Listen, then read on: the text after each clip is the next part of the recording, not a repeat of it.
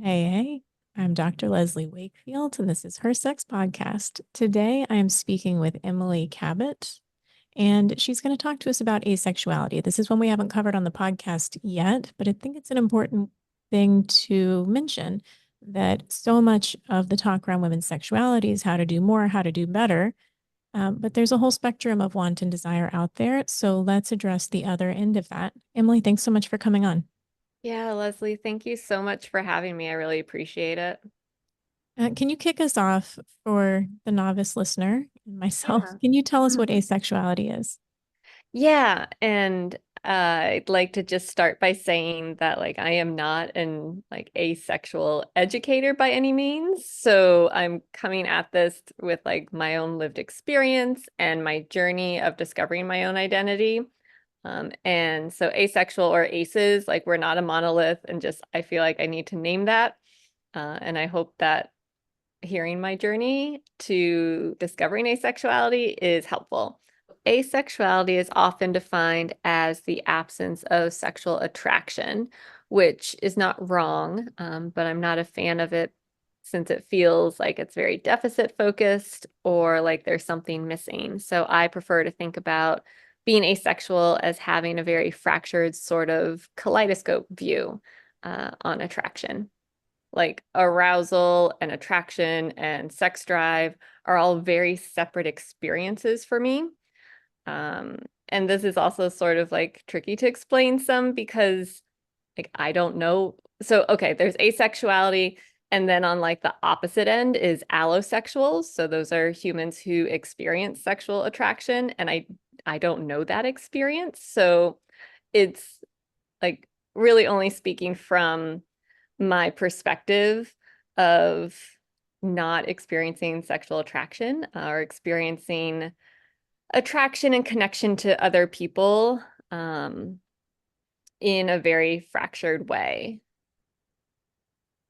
I'm sure you're prepared for this, but what does that mean exactly? What does that mean to you, a fractured way of experiencing those different aspects of what a lot of people experience as one thing, arousal, desire, attraction? Yeah, I think of, and again, kind of guessing the allosexual experience, that it is this kind of bundled together attraction experience. And for me, it's it's not. I don't experience sexual attraction, but I do experience arousal. I do experience wanting to be close to people.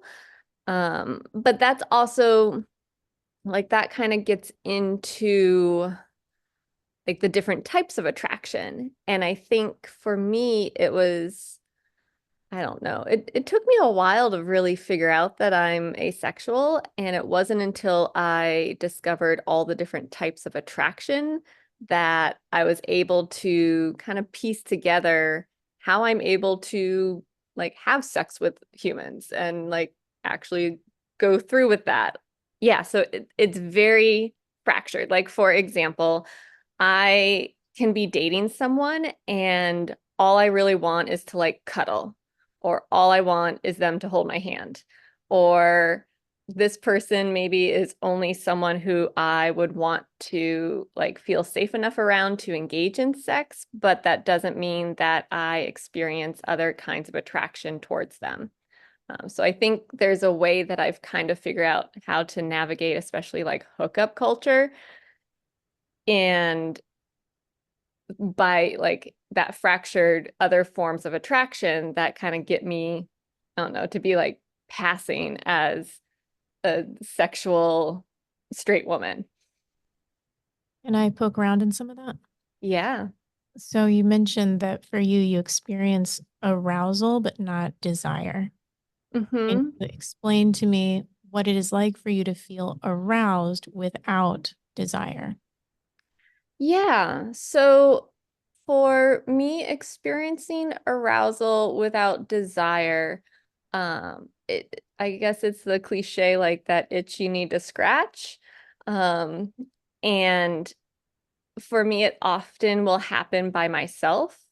So masturbation is a huge thing for me. Um, and Yeah, the the desire feels different. That's definitely where um maybe there's like an act that I want to engage in that I can't do solo. So that's where like another person comes into play. But it's not necessarily coming from this place of like looking at someone and being like, I want to have sex with them. Like I've never experienced that. So when you mentioned another person coming into the picture for you, and that's how you experience desire, that would be something that you've got a particular itch that you can't scratch yourself, and so that other person can fill that need for you, but it's not what you would associate with a desire for that other person. Yeah, yeah. And I think that's where the different types of attraction are very helpful for me to kind of understand and express that. Meaning, like, like there's aesthetic attraction, right? Like I can think someone is very pretty, very like pleasing to look at, but that does not mean that I am at all sexually or romantically attracted to them.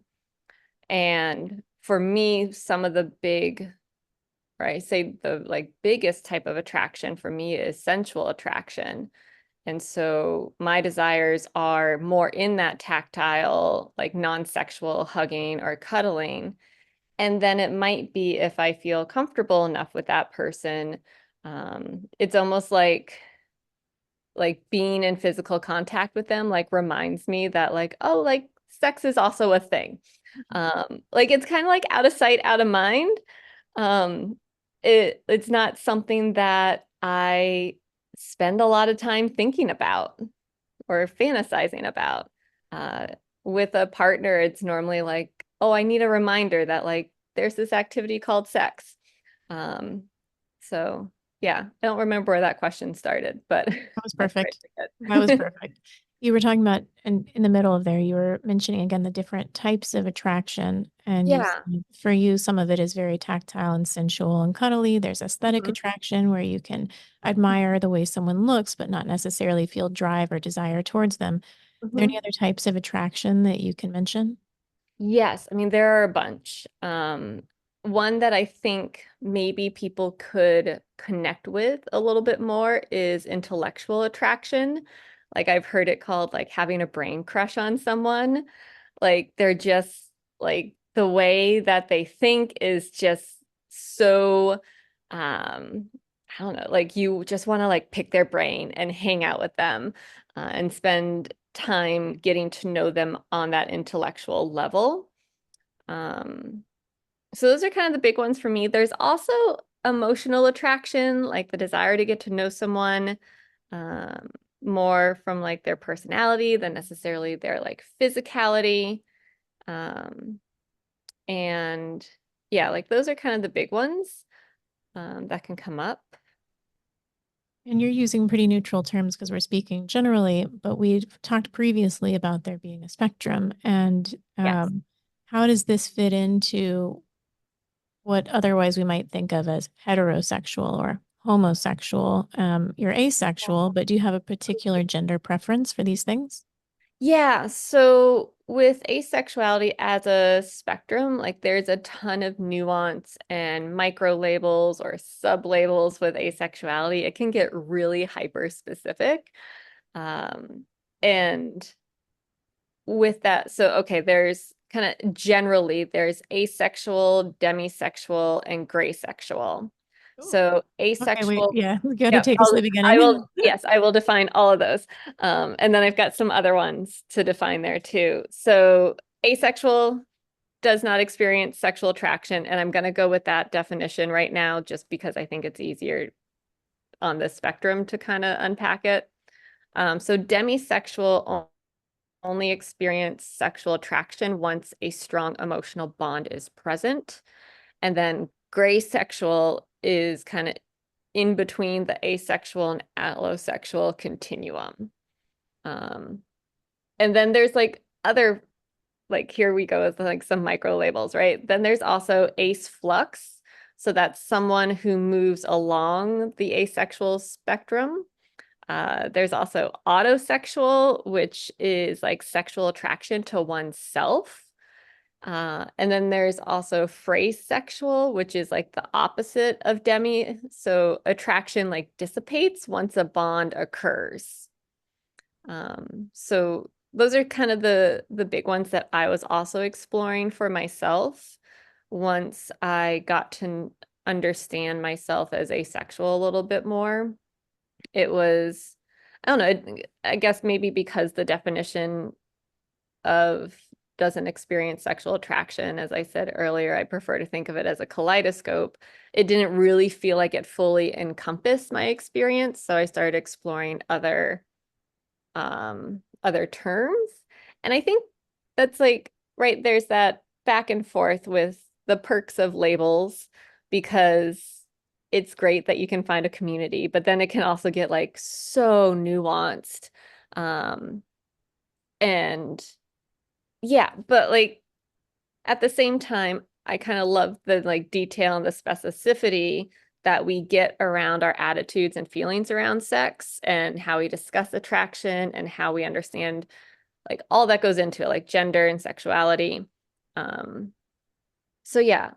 And there's also like I can keep going a little bit more with some of these other labels that might be helpful. I feel like this is a vocab lesson at the very I beginning. don't I don't mind though, because I think the whole point of the podcast is to create space to talk about things that aren't usually in front of us and we aren't usually exposed to. And I agree with you. It can get a little bit like nitty-gritty minutia sometimes with all the Yeah. labels and sublabels and where Yeah. on the spectrum of the sublabel you fall. Mhm.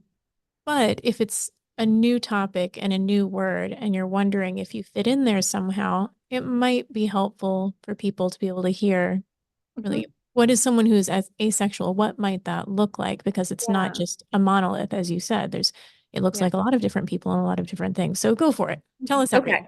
Okay. Okay, cool. And I guess to answer your question, and then I'll go back to our vocabulary lesson today. Um, so I also identify as like gray romantic. Um, and I tend to be attracted to those of the opposite sex. So like a gray heteroromantic, because I do experience romantic attraction. And typically within the asexual community, you do get that like I'm asexual and this is like my romantic preference when it comes to relationships. Not preference. This is like how I orient with romantic relationships. Um, and like another layer into all of this is like the sex positive versus sex adverse. Um, and there like let's see, 6 or 7 different ways that we can kind of talk about this. So there's like sex positive, sex neutral, and sex negative. So positive meaning you have a positive attitude towards sex, even if it's not necessarily for you, but you're like really cool with safe, consenting sexual relationships among people. Uh, Including yourself or not including yourself? that, yes and no. When I get to sex favorable, so there's sex favorable, sex indifferent, sex adverse, and sex repulsed. That's more in terms of like my personal preferences around sex. So sex positive, sex neutral, and sex negative are more like your general attitude towards sex. Like, Uh, I want to hear about it. I don't want to hear about it. It freaks me out to talk about it. yeah, Okay. yeah, yeah. So like sex neutral is like you don't really have an opinion. And then sex negative is that you have a negative attitude towards sex in general, even if it's like safe and consenting, uh, believing that it is like not a good thing. Um, and then Is that something in addition and different to, let's say, deep shame-based, religious upbringing or encultured things? Is that something outside of that, or would that count? I that's a great question, and I'm not sure exactly. But I think of Right, like these are layers. So you could have deep shame, and that could come from like you could have that negative attitude towards sex. That doesn't necessarily mean that you're asexual though. Um, and there's also, I guess I didn't bring it up. I think it's called, because I've never heard it really pronounced. I've only read about it. Cade sexual or catosexual, which is like due to sexual trauma, you do not engage in sex. Or there's some sexual traumatic experience related to um, your sexual orientation. But that doesn't necessarily mean that everyone who's sex negative is kate or catosexual or Okay. even asexual. That's true. Uh, Yeah. yeah. See, this is like where it gets like right super into the nitty-gritty micro labels. And then I guess I'll just go through real quick, like the sex favorable, sex indifferent, sex adverse, sex repulse, because that's more about like your personal attitude. Like, so I if think you, that's what's super interesting for our context. yeah, so if you're sex favorable, you have a positive attitude towards sex for yourself. Sex indifferent is like you have no opinion. It's not positive. It's not negative. Like it just sex is sex. Sex adverse can be to have a negative attitude towards sex for yourself. And then sex repulse is like the idea is actually like there's some kind of visceral response, or even like to sex scenes in a movie, like cannot watch them, cannot like make it through. So that's where kind of another chunk of the identity and the spectrum starts to get more nuanced. You're doing a really good job at representing all of asexuality for our podcast. Thank you. I'm trying. I mean, some of it is also like this was a journey that I went on by myself. Like I went on this, I think the first time I looked up the term asexual, and I can't even tell you how I knew what that was as a word. Um, in like 2006, 2007 maybe. And that was when AVEN, I'm not going to get the acronym right, the Asexual Visibility something network. They started that year. And I just remember not having like a lot of sexual experience at that time, but feeling like I definitely had a different way of thinking about sex, or I knew that I wasn't straight. Like straight didn't feel like the right label for me. But I wasn't attracted to women.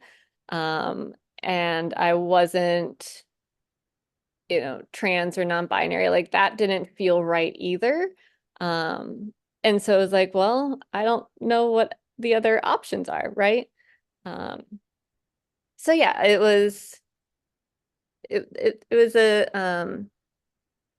I don't know, kind of an impulse, and feeling like even going back to high school, like I was sweet 16 and never been kissed. I was a virgin when I went to college, all these kind of social constructs we put up or the milestones we put up. I wasn't hitting them, but I also wasn't caring about it. So I think that's where some of my journey was. And so um, I think a lot of what I'm sharing is kind of part of the journey of being like, well, am I ace flux, or am I like, is this related to a traumatic sexual experience? Is that a catosexual thing for me?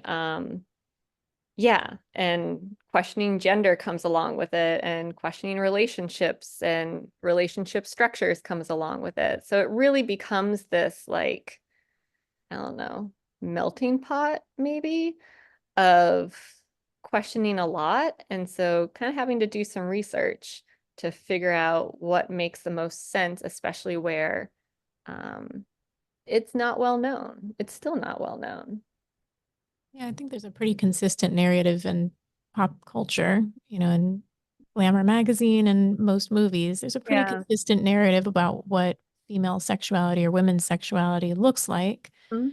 And that's what I find so interesting and so fascinating is like, well, that's not right. So what other Yeah. options are there? What can, Mm. how can we create more access to more information for exactly what you're saying? If you don't quite fit that box that you're seeing is like the milestones, Right. or what you're supposed to like or want, then either you feel like something's off or not right or something's wrong, or you Mhm. learn a way to classify yourself in a different way and you normalize it. Oh, actually, that's okay. That's just who I Yeah, am.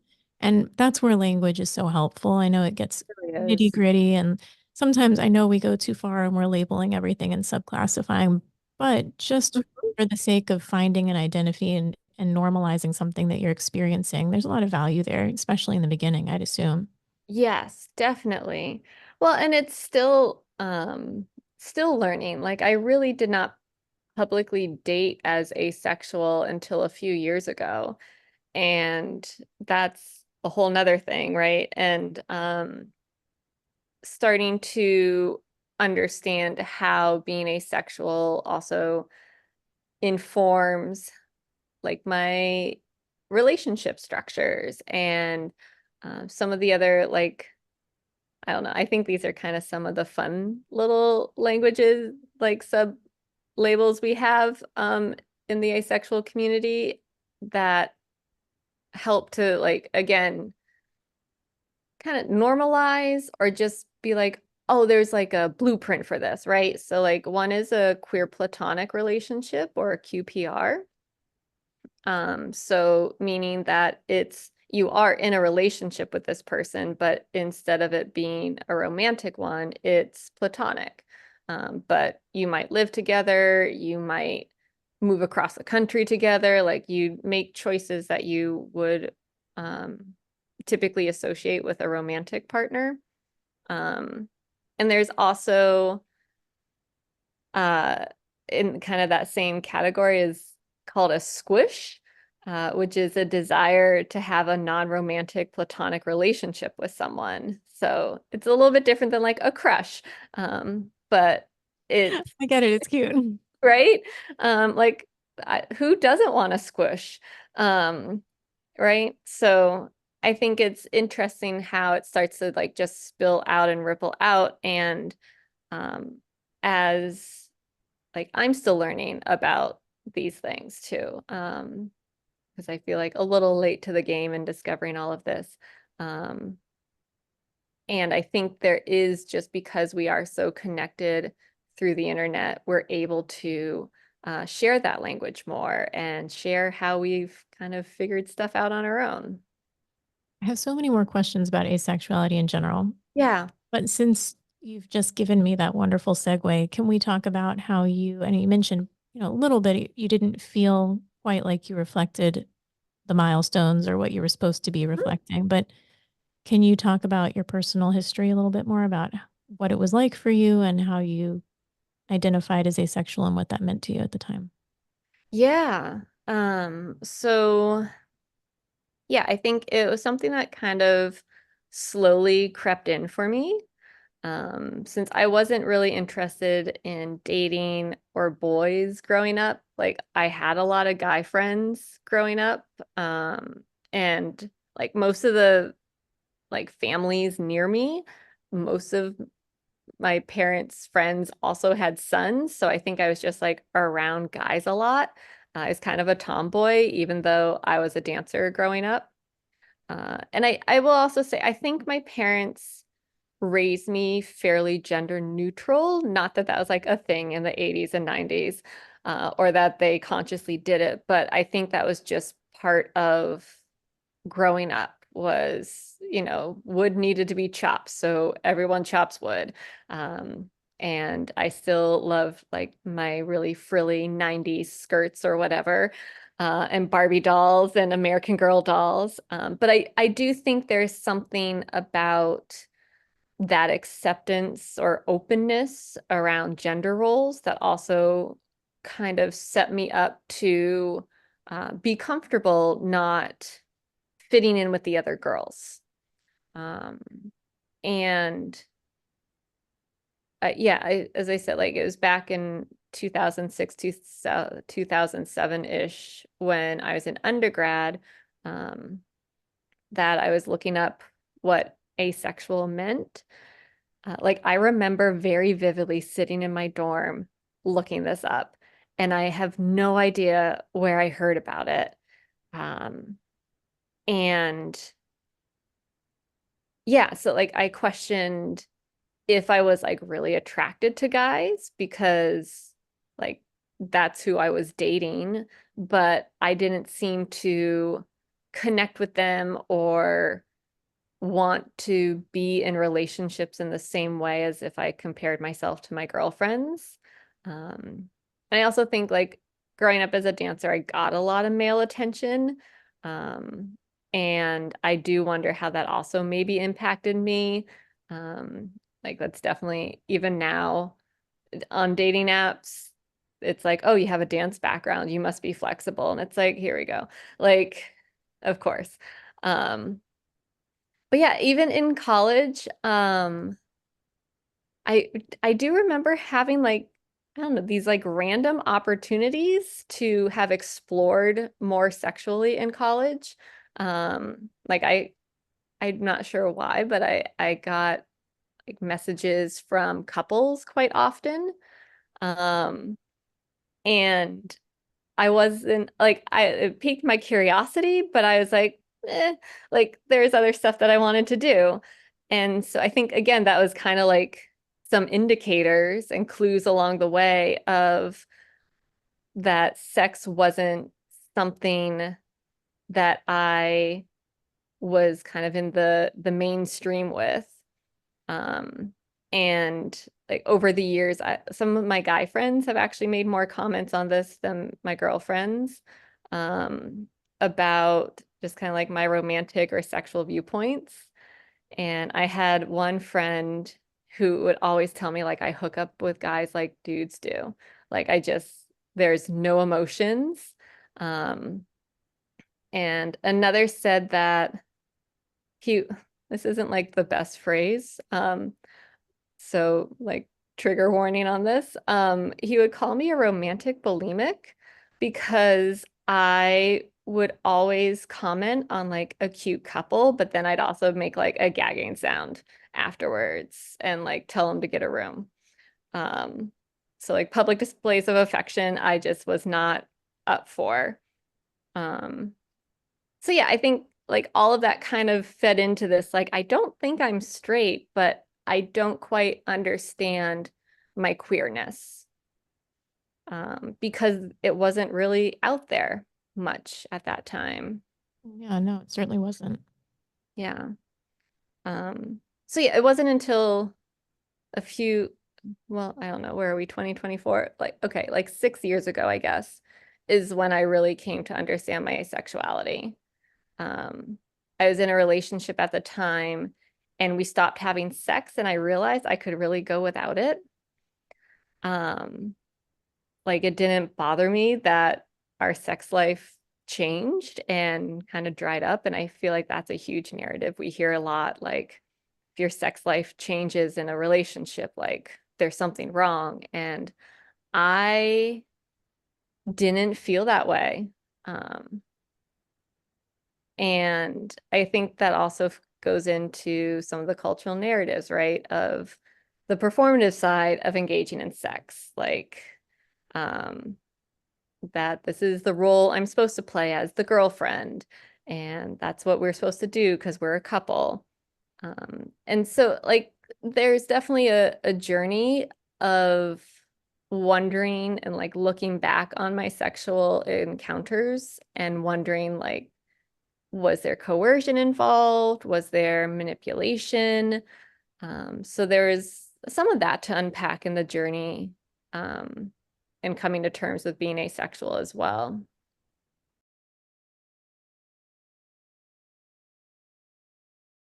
What would you respond to someone that said, "Oh, it just sounds like you have low libido"?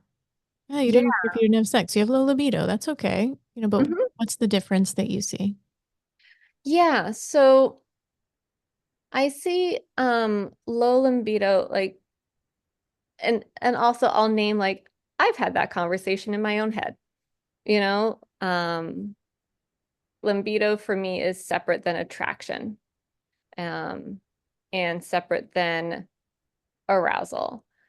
So, like, still wanting to like have an orgasm, um,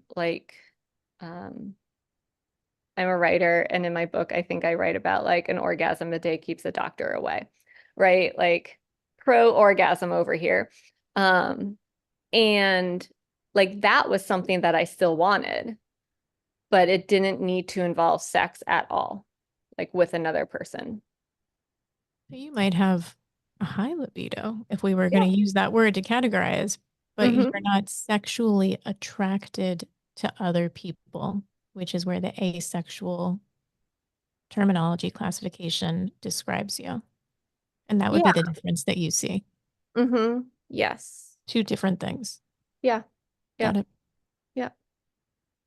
Um, yeah, and I think like coming to that understanding, I think I said earlier about sensual attraction or the role of sensuality is like huge for me, which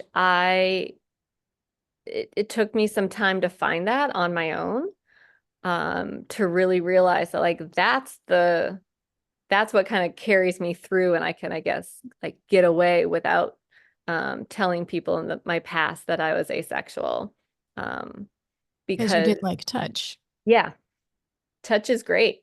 It doesn't always have to be, you know, right, like erotic touch or sexual touch. Just like being in physical contact is something that, um, I don't know, I guess was a big clue for me.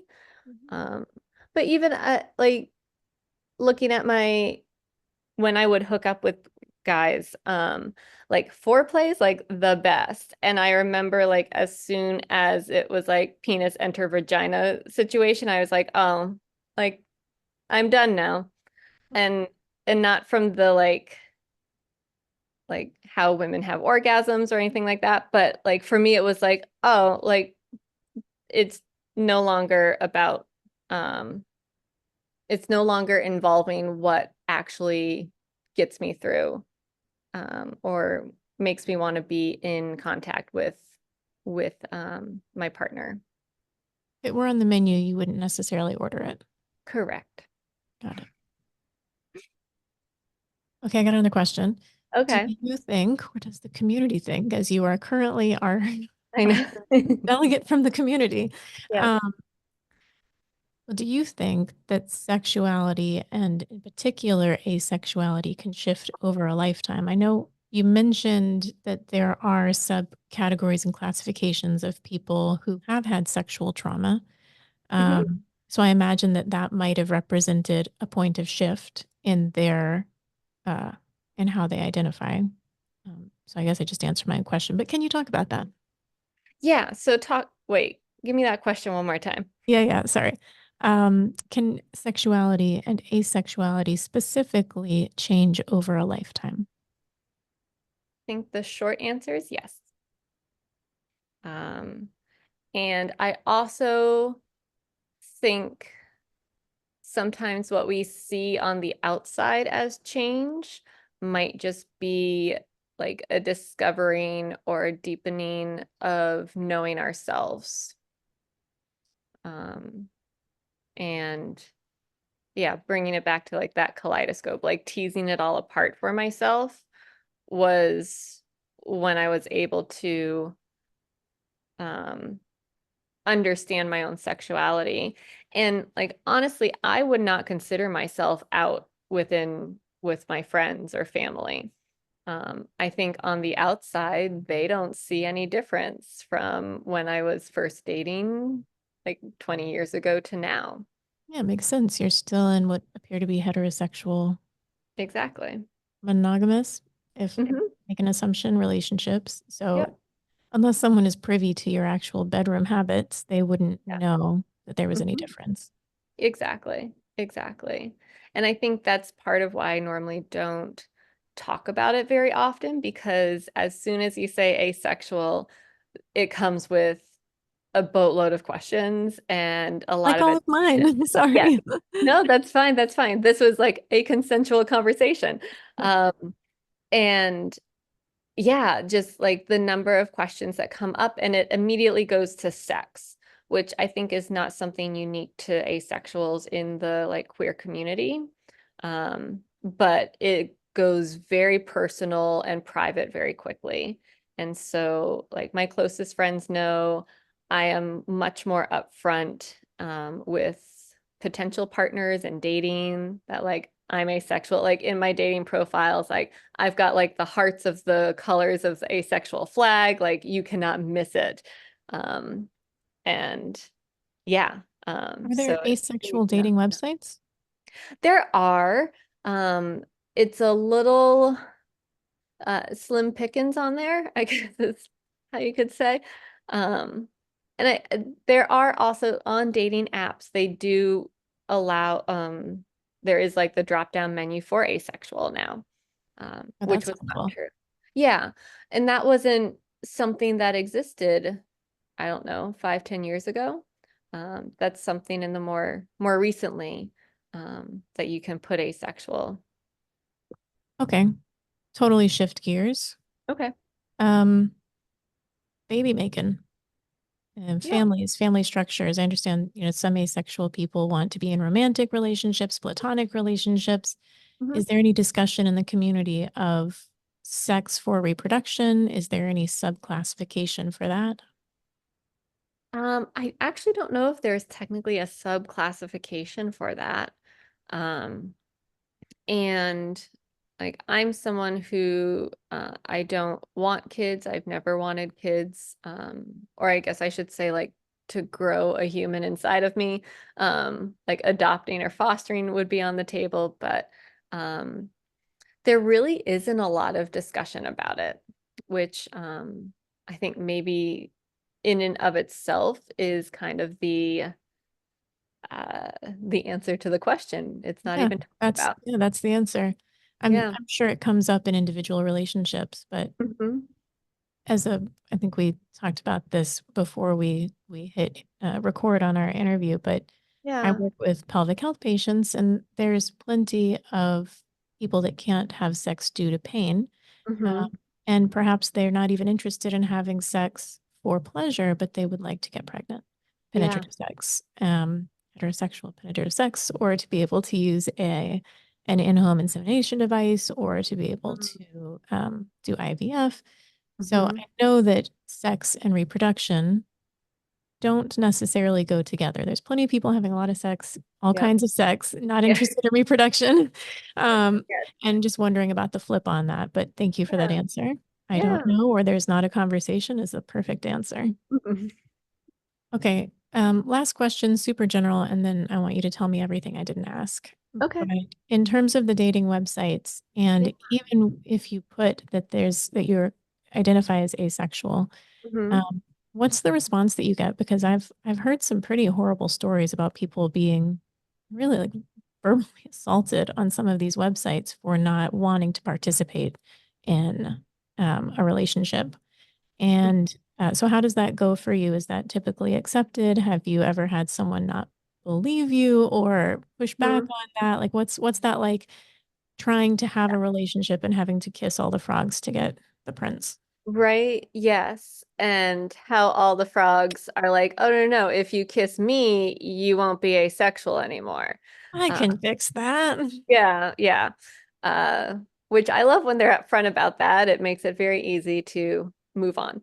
Um, so yeah, you know, it was really interesting for me, because I had it on my web or on my profile and very upfront about it. I had some individuals who would immediately ask, um, and like I yeah, just kind of question it and be like assholes. Like isn't that like what I learned about plants in like biology or whatever? Um, What? uh, yeah, or yeah. That Um, sounds like a direct quote because who could come up with that on their own? yeah. Uh, yes. So there's those. Um, there were those that would, these were kind of my favorites. Like if this was what slid into my messages, I was like, we will date. They're like, hey, I looked it up on my own to try to understand asexuality better. And this is my understanding of it, but could you tell me your experience with it? And I was like, okay, I like you. Hello. Yeah. Yes. Let's grab coffee. Um, so there's that. And there are those that I think we got to like a superficial conversation, but we really needed to have like the deeper, like more nuanced conversation of like, well, what does that mean in terms of like frequency? Or how often we would have sex, or what kind of sex was on the table. And I think one question that kind of comes up for me that maybe, potential partners aren't prepared for is like, what is it to not feel like your partner is sexually attracted to you? Um, what role does that play in it all? Um, yeah. And so yeah, I think there's definitely like some struggle, being that I was in more like allosexual spaces. And um, I think asexual or asexuality does challenge the status quo, around like sex and gender, sexual behavior. And so if you haven't done that kind of thinking for yourself, dating me is an epic challenge. Because it it won't be overt kind of challenging. But it will definitely, sorry, my cat's involved in the conversation now. I'm not sure if the mic's picking it up. Um, It's a shame we can't see the cat. We're cat okay. people. The royal we right here is Yes. cat people. Okay. Um, yes.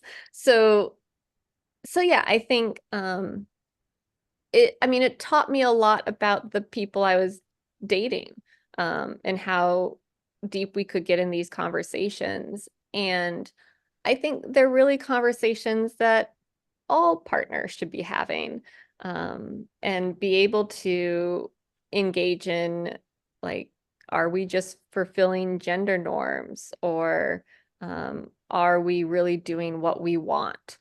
Um, and unpacking, kind of going back to what you're bringing up around like shame around sex, and how that might be a factor in it all as well. I like what you just said there. And that occurred to me too when we were going through all the micro of the micro of the micro labels, which we Mhm. both agree are useful and probably reassuring in a lot of ways, Mhm. especially for education, being able to have conversations. Wouldn't it be nice if every time we met someone, we could just say, hey, my name is, and here's what I like, and here's what I don't like. How Mm. about you? And then Right?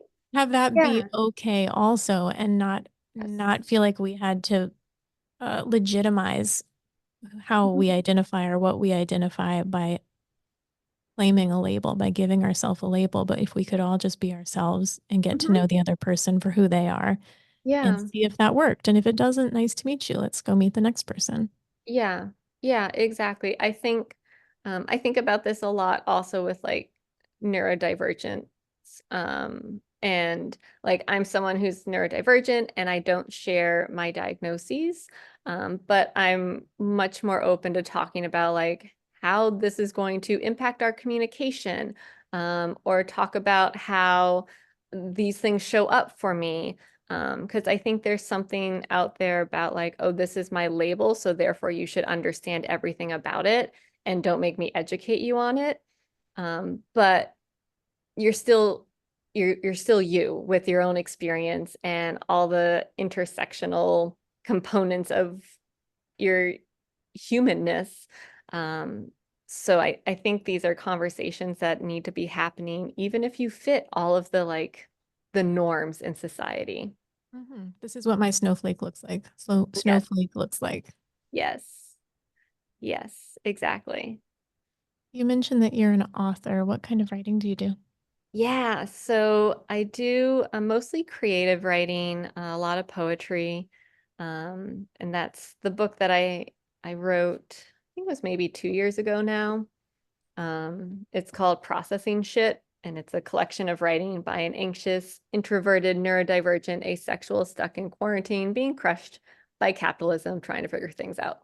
I feel Uh, like that's so many people's story. yeah, yes. So that's a collection of my poetry. And what I'm working on right now is a series of essays that actually dive into um, more of my experience with dating as an asexual in a heterosexual world. Um, and so that one's called My Social Experiment and will be coming out next year. That's something I could share links to with your permission. Yeah, totally. Totally. Thank you so much. Is there anything that I didn't ask you that you feel like we should know or you want to put out there? Oh, goodness. Let me think for a moment. We covered a lot. You did a great job Oh, as thank the you. non-official ambassador. Thank you. I appreciate that. Um, oh, I guess just to also name celibacy is different. Um, right? Celibacy or choosing to not engage in sex, that is different. That's something that you feel you have choice around. Versus like asexual is it's not necessarily a conscious choice, right? That's where it's a sexual orientation. Um, and I just want to make sure that that distinction is also out there since I think that can sometimes come up as confusing too. Like choosing to be celibate is different. Yeah, that's a great point. I think the low libido versus celibacy versus asexual might easily be confused. Totally, Yeah, totally. good Uh, point. Thank you. yeah, yeah. And thank you for letting me share a little bit more and talk about asexuality. I really appreciate you coming on because we keep joking about it. You are not the ambassador of the asexual. Yes. That's ridiculous. But you've been kind enough to come and talk. And the goal of the podcast is to let women in particular be able to hear alternatives to what is usually the presented picture or narrative around sexuality. And the truth is, it's the snowflake idea. We're all unique and we're all different, and we all have our particular wants and desires that's going to look different for all of us. And when the magazines show like penis and vagina and young and hot. And then if you get on like the self-empowerment, I don't know if you're on my Instagram feed, but everything that pops up for me is how to orgasm more, how to orgasm better, how to have a G spot, how to have a C spot. Are you squirting? If you're not squirting, you're missing out. And all this more sex, empower yourself, empower yourself. And that is so valuable to so many women. But there's Yeah. the other side of it also. There are plenty of women that want to have less sex or not have performative sex or want to have sex in a different way. Yeah. Um, and so I appreciate you coming on to at least throw one option, out there for someone to consider if maybe that works for them, if that fits for them, or if there's even just a little inkling of maybe they want to dive more into that and see if it's something that feels right. Yeah, totally. And I think Um, one thing I'll also add is like it's okay to question if you're like, well, I'm in a relationship with the opposite sex and we do have sex, like it's okay to still question and explore. Um, and even like there's a huge kink community within asexual or asexuality too, because kink is not inherently sexual, right? So like whatever your Say one more either sentence about that, just as a teaser for whenever you come on next. okay. um yeah, that like kink does not have to be sexual. There's so many other ways or multiple ways to engage in like these quote unquote taboo things that might not be related to sex. And maybe that's the entry point. Um, but it could be that maybe you found your way into the kink community and it's not about sex for you anymore, but that doesn't like you can be asexual and kinky. Um, so like all these things that I don't know, kind of buck up against the status quo out there. Until next time. Yes. Dum dum dum. Yes. You can be asexual and kink. Yes. Thank you very much. If there's anything we missed, you got to come back and fill us in. Okay.